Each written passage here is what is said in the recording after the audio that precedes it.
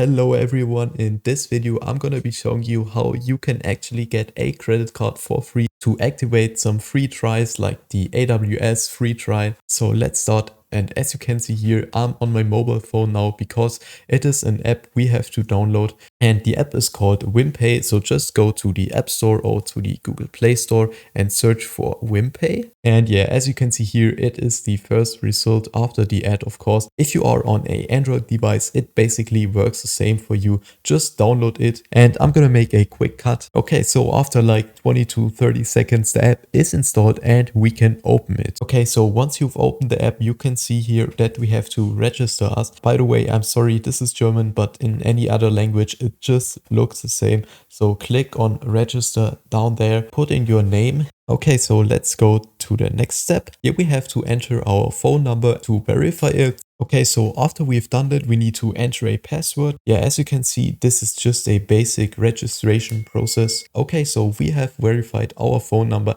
And as you can see here, we are now part of the WimPay community. Click on OK, create an app pin. Yeah, I just gonna go for 4 times the 1. No, I'm not gonna add it to Apple Pay. And yeah, now you have your credit card, and to get your credit card details, go to the board. This is the default screen after the registration, and click here on WimPay where the credit card symbol is and where €0 stands. Okay, and here you can see the expiry date of your credit card, under it your name. You can copy your credit card number down there. Yeah, let's just click OK on that, copy it. And if you go to the left, you can see the CVC. This is the 3-digit number, which is pretty important. And yeah, so this is basically everything. Copy your credit card number here, see your CVC by wishing to the left, and your name and the expiry date of your credit card are, as you can see here, on the credit card itself. And to add it on AWS to get a free VPS, watch this video next.